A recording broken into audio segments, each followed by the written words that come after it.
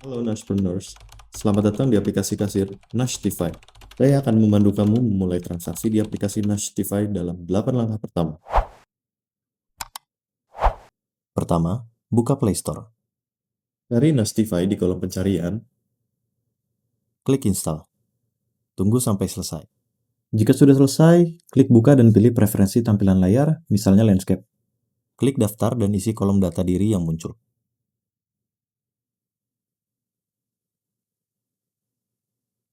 Isi data profil bisnis,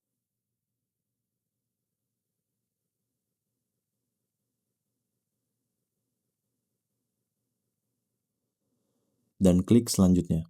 Selanjutnya, jika kamu memiliki kode promo atau referral sales dari kerabat, kamu bisa memasukkan kodenya di sini. Jika tidak ada, bisa klik lanjutkan.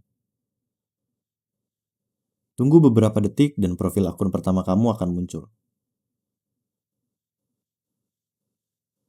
Masukkan PIN default 0000 untuk masuk ke aplikasi. Di tampilan awal aplikasi, klik masukkan barang. Pertama, kita bisa klik kategori untuk membuat kategori barang terlebih dahulu. Misalnya makanan. Deskripsi bisa disamakan dan klik simpan. Selanjutnya, kita bisa mengatur opsi barang. Misalnya level pedas.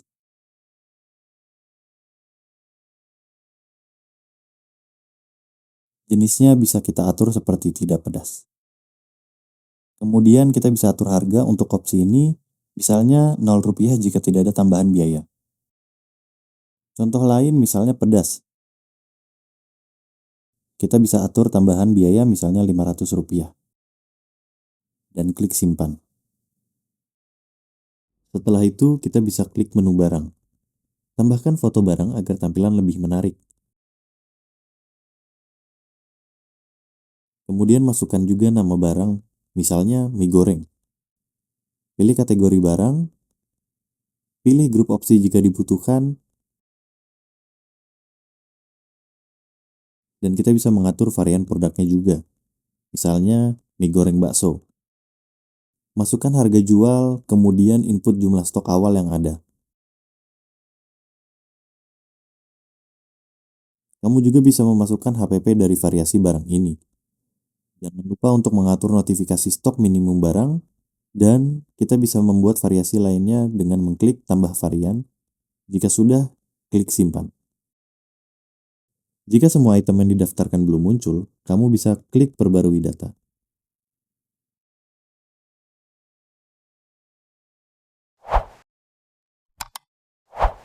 Untuk membuat barang, kita perlu membuatnya melalui back office terlebih dahulu. Caranya, buka aplikasi dan klik pengaturan, kemudian klik back office website. Di back office, kemudian pilih menu item dan klik resep. Sebelum membuat resep, kita perlu menginput daftar bahan-bahan yang digunakan terlebih dahulu. Jadi, klik bahan dan pilih tambahkan bahan baru. Masukkan nama bahan, misalnya bakso. Kemudian pilih unit type, misalnya satuan kuantitas. Kemudian pilih jenis satuan unitnya, yakni pieces. Selanjutnya, klik pelacakan bahan stok dan siaga untuk menginput stok awal dan notifikasi saat bahan baku akan habis. Jika sudah, klik confirm. Kemudian, klik pelacakan harga pokok penjualan, masukkan harga pokok per bahan dalam satu unit. Lalu bagaimana jika kamu memiliki satuan gramasi yang unik atau spesifik? Tenang, kamu bisa membuat custom unit. Caranya, klik unit dan klik tambah unit baru. Kita masukkan nama unitnya misalnya SDM atau sendok makan. Kita atur kategori satuannya misalnya satuan massa dan isi deskripsi nama satuannya. Selanjutnya, kita perlu mengatur satuan konversi untuk unit yang kamu customasi. Klik unit konversi dan tambahkan unit konversi baru. Pilih kategori unit type dan pilih unit yang ingin diatur, yakni SDM. Kemudian pilih konversi satuan dari unit custom tersebut, misalnya tetap dalam satuan SDM. Kemudian isi rate perbandingan antara unit dan unit konversi dalam hal ini adalah 1:1. Jadi kita bisa isi 1, kemudian klik simpan. Selanjutnya, kita bisa menambahkan bahan dengan satuan unit custom tersebut. Caranya, klik bahan, masukkan nama bahan misalnya bumbu tumis, dan kita pilih satuan unit yang sudah kita buat, yakni SDM. Dan kita juga bisa atur pelacakan dan notifikasi stok bahan baku, serta pelacakan HPP untuk bahan ini. Jika sudah selesai memasukkan seluruh bahan, kita bisa mulai membuat resep. Caranya, klik tab resep, dan tambahkan resep baru. Pilih barang yang ingin dibuatkan resepnya, dan pilih varian. Kemudian, klik tambahkan bahan, tulis nama bahan misalnya bakso. Masukkan kuantitas, dan akan terlihat cost dari bahan baku bakso per porsi mie goreng. Jika sudah selesai, klik menambahkan. Jika ingin menambahkan bahan lainnya, klik tambahkan bahan, dan masukkan bahan-bahan lainnya dan jumlah unit per porsi menu. Jika semua bahan sudah ditambahkan, akan terlihat average cost atau HPP dari satuan varian menu. Jika sudah selesai membuat resep, klik simpan. Selain itu, jika kamu juga menduplikasi resep untuk varian menu lainnya, caranya klik tambahkan resep baru, pilih barang dan klik salin bahan dari resep lain. Kemudian pilih resep yang ingin disalin. Jika sudah selesai, klik simpan. Selanjutnya, kamu bisa mengatur biaya tambahan seperti pajak dan servis pada setiap transaksi. Caranya, klik menu toko, pajak, klik tambahkan pajak baru, dan masukkan nama pajak. Misalnya PPN. Kemudian tulis deskripsi dan masukkan persentase pajak, misalnya 11%. Sedangkan untuk menambahkan biaya servis, kamu bisa pilih menu layanan dan klik tambahkan layanan baru. Masukkan nama biaya layanan, misalnya servis, isi deskripsi, dan masukkan persentase atau jumlah biaya yang ditetapkan. Kamu dapat mengatur tipe penjualan untuk mengkategorikan jenis transaksi di aplikasi kasir. Caranya, klik menu toko, kemudian pilih tipe sales, dan klik tambahkan tipe penjualan baru. Masukkan nama misalnya dine-in, dan lengkapi deskripsi. Dan aktifkan standar untuk memunculkan opsi dine-in di aplikasi kasir. Kamu bisa checklist biaya servis jika ditetapkan. Kemudian, klik simpan. Untuk membuat promo yang menarik, kamu bisa pilih menu promosi dan akan terlihat pilihan promo yang bisa dipilih.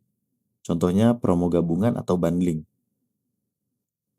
Klik promo baru, masukkan nama promo, pilih tanggal dan waktu periode promo.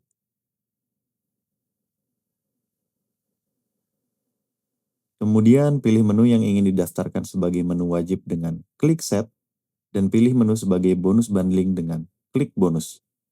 Hasilnya akan terlihat paket menu promo bundling. Jika sudah selesai, klik simpan.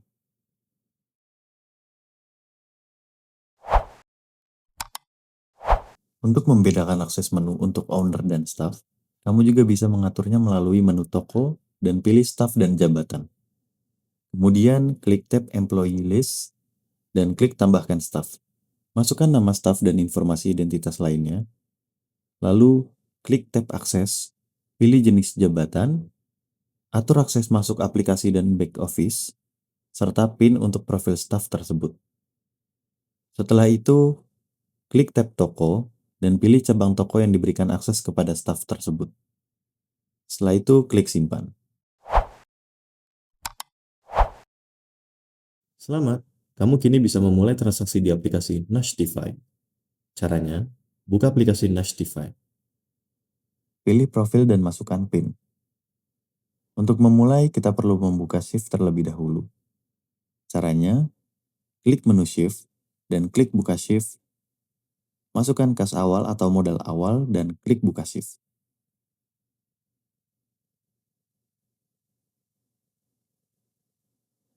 Untuk menginput transaksi, klik menu Order. Masukkan item barang yang ingin dibeli customer. Masukkan identitas pelanggan seperti nama dan nomor telepon.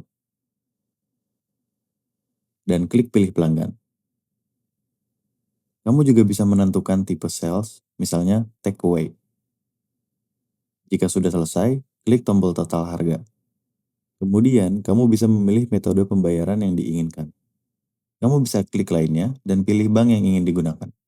Jika sudah, klik bayar. Transaksi pun berhasil diinput dan kamu bisa mencetak struk invoice maupun struk order untuk dapur. Jika shift sudah selesai, kamu bisa kembali ke menu shift dan klik tutup shift. Masukkan kas akhir dan klik tutup shift. Ini kamu bisa melihat detail penjualan selama shift berlangsung dan total pemasukannya. Selamat mencoba!